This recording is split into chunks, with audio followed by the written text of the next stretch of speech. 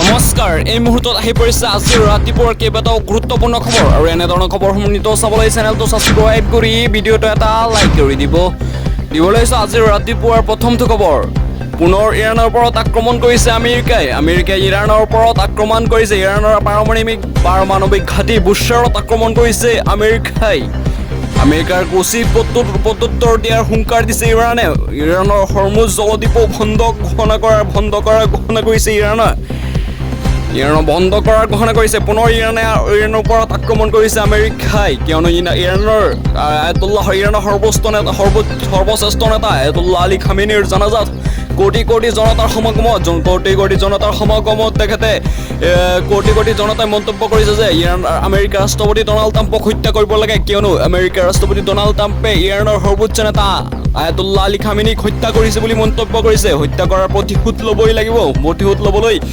ইৰাণৰ জনতাই আমেৰিকাৰ ওপৰত আক্ৰমণ কৰি আমেৰিকাৰ ৰাষ্ট্ৰপতি ডনাল্ড ট্ৰাম্পক হত্যা কৰি ইৰাণৰ সৰ্বোচ্চ নেতা আয়াতুল্লাহ আলী খামেনিৰ মৃত্যুৰ প্ৰতিশোধ ল'বই লাগে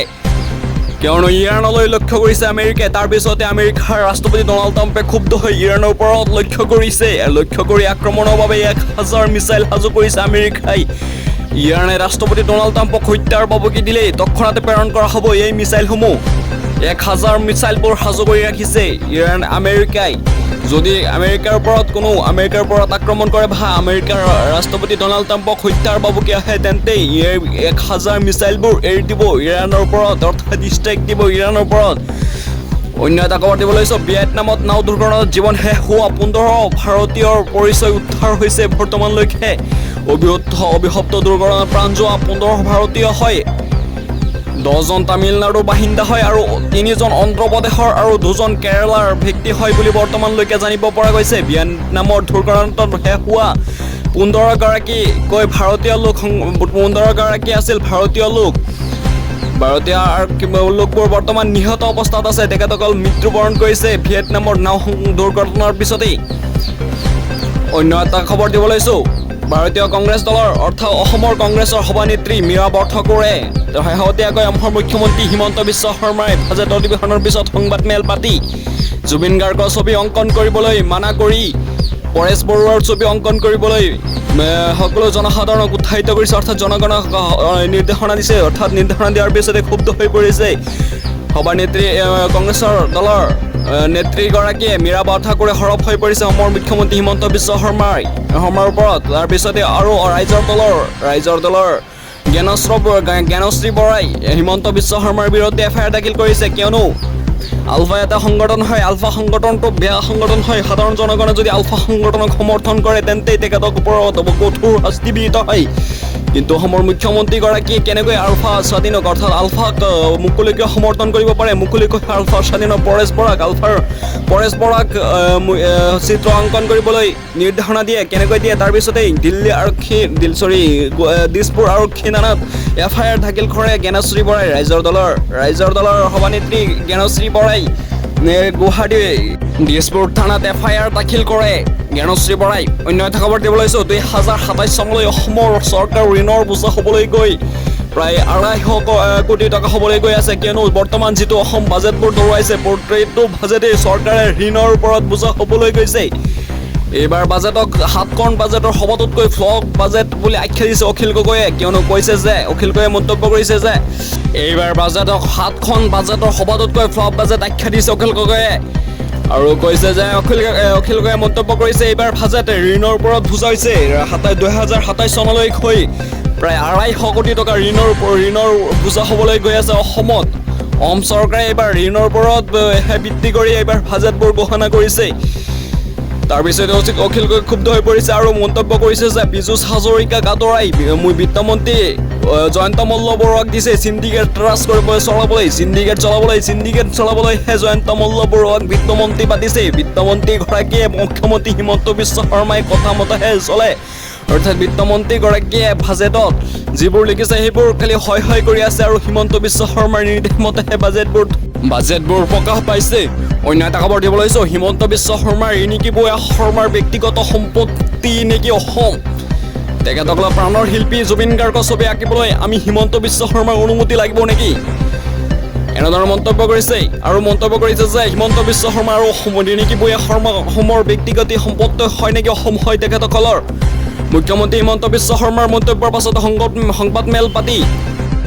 সংবাদমেল যোগে প্ৰতিক্ৰিয়া SIFৰ ৰাজ্যিক সম্পাদক ৰাজদীপ মহন্ত কৈছে যে ৰিণিকী বুঢ়ীয়া অসমৰ প্ৰাণৰ শিল্পীগৰাকী চিত্ৰ অংকন কৰিবলৈ তেখেতসকলৰ অনুমতি লাগে নেকি। অসমৰ মুখ্যমন্ত্ৰী হিমন্ত বিশ্ব শৰ্মাই কোন তেখেতসকলৰ অসমৰ কি পৈতৃক সম্পত্তি হয় নেকি। আৰু SIFৰ ৰাজ্যিক সম্পাদক ৰাজদীপ মহন্তৰ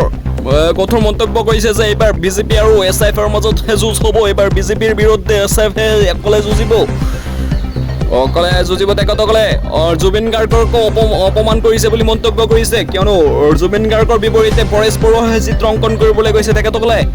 অন্য এটা খবৰ দিব লৈছোঁ, মিছন বসুন্ধৰা 4.0 অৰ্থাৎ 4.0 সাজু কৰক নথি পত্ৰ। কোনে পাব ভূমিৰ অধিকাৰ। যিসকলে চৰাঞ্চলত অৰ্থাৎ অসমৰ খিলঞ্জীয়া সংখ্যালঘু হয় তেখেতসকলে, আৰু যিসকল আদিবাসী অৰ্থাৎ আৰু চৰাঞ্চলত হয় আৰু চাহ জনগোষ্ঠীৰ হয় তেখেতসকলৰ বাবে মিছন বসুন্ধৰা 4.0 আহি পৰিছে। তেখেতসকলৰ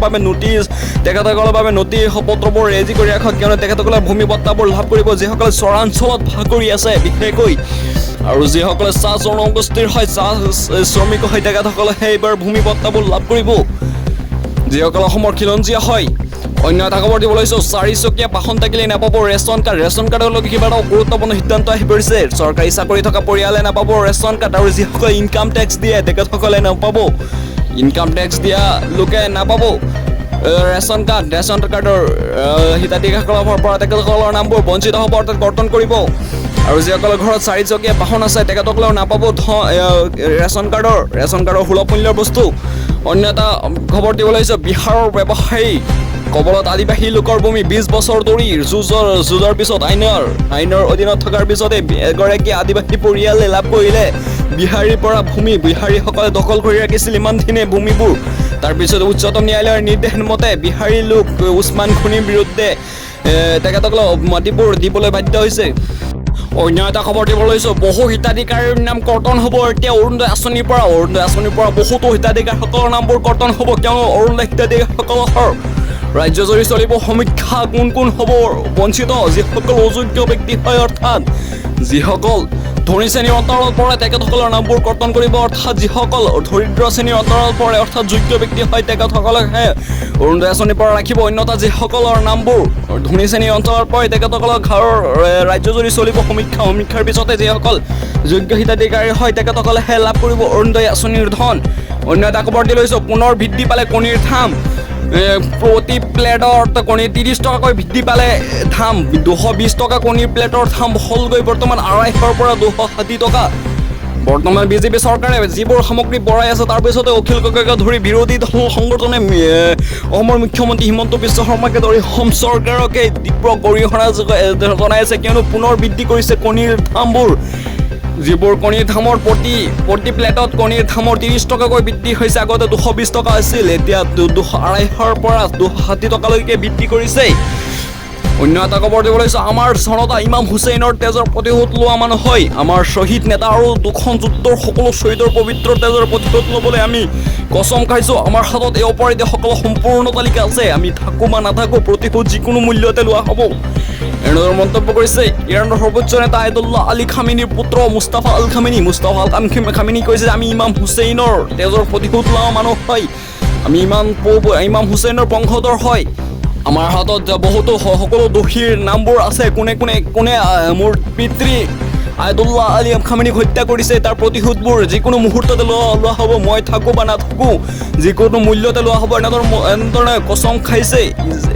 ইৰাণৰ সৰ্বোচ্চ নেতা আয়াতুল্লাহ আলী খামেনীৰ পুত্ৰ মুস্তাফা আল খামেনীয়ে।